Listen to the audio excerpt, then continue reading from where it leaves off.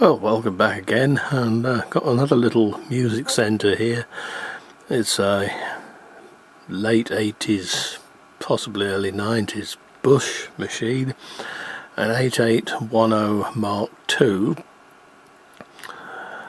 and it came absolutely dead. It seemed to have a sort of hard short on the main supply side. And what it was a tiny little suppressor had gone short circuit.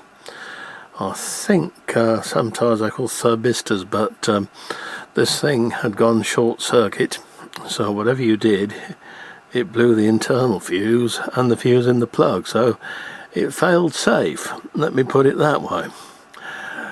As you can see, it's in rather nice cosmetic condition.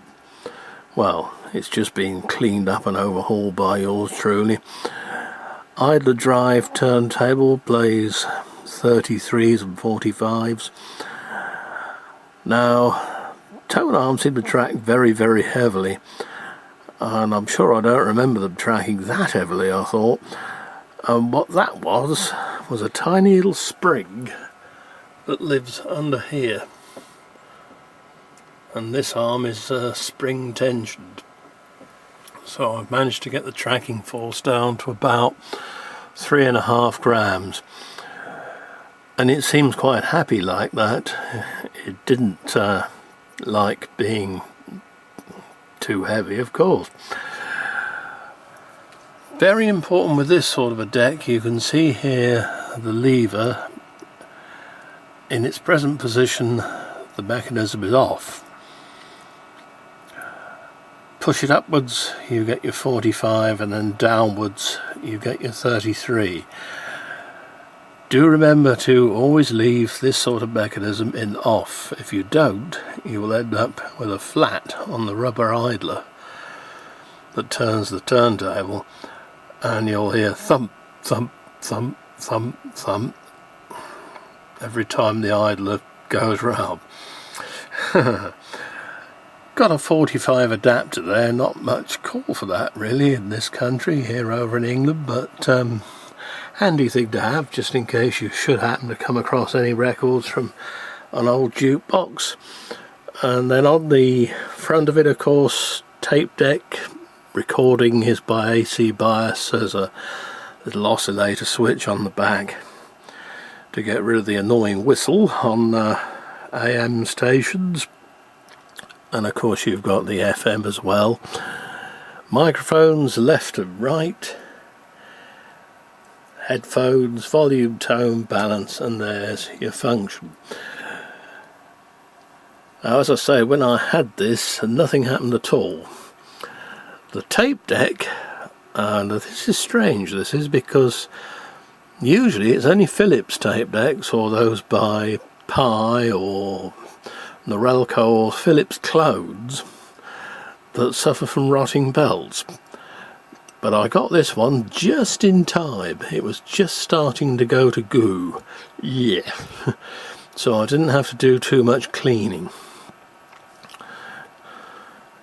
So, pressing the power on, a little green LED comes on to reassure you.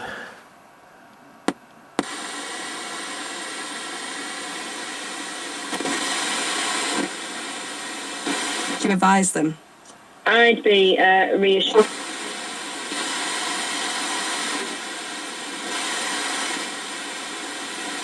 Your buddy, somebody else who might be. A little bit of money when you're on your holiday yourself?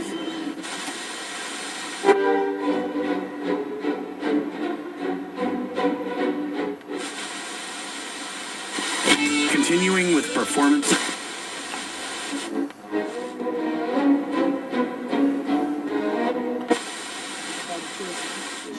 I think that is what really is the issue.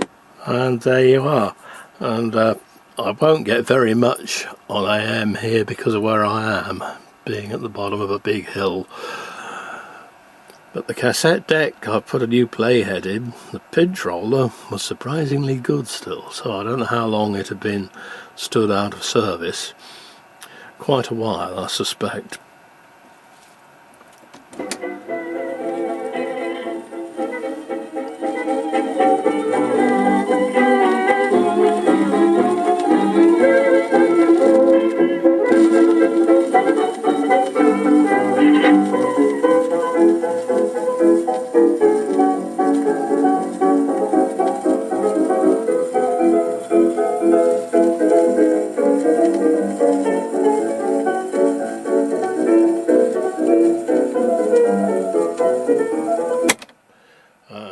unlike many of the later machines, you can actually see the tape when it's running, which is good, because if the mechanism jams, you want to be able to see and stop the thing before any real harm is done, because it's just got the very simple automatic stop system, which stops it when it gets to the end of the tape in playback or record only.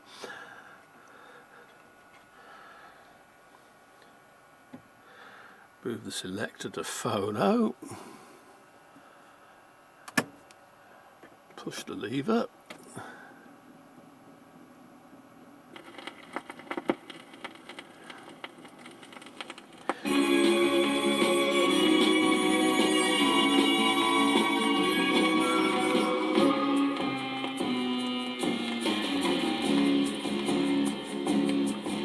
My life's a wandering pattern, woven in paths that never will end. My philosophy is to live 10 lives before it's over, my friend. I don't know all the answers, I've no ambition, you see. So please don't walk in my footsteps, they're going backwards, follow with me.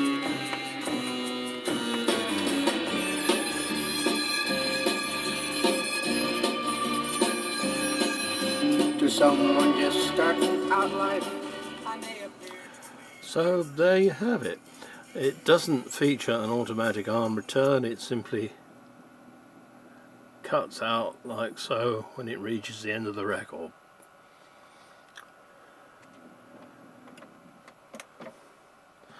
And indeed when you return the arm to the side there. But not a bad little find. So that's another one saved. I'm going to be putting some of these on eBay because as you can see the shed is getting a little cluttered, shall I say, and it would be nice to have my shed back. The Amstrad down there continues to give very good service.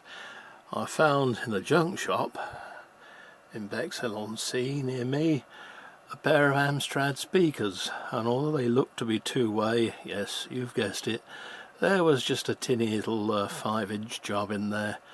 But fortunately the fronts came off quite easily. I would have needed re-gluing anyway, so I took the opportunity to fit a better woofer speaker and a tweeter up there. So they now sound a lot better. Anyway, hope you're keeping well out there. Do look after yourselves if you're down in Florida or still mopping up after the other hurricane in the States. Yes, oh dear. Yes, we don't get that sort of thing so much here in England. I was on duty on the railway in 1987 when we had the hurricane. When you're going along on a heavy electric motor coach that weighs 60 odd ton and the wind is making it go bang bang bang because the wheel flanges are actually hitting the track, yeah, you do appreciate the power of the wind. Yeah, anyway, see you again soon, and keep well and safe out there.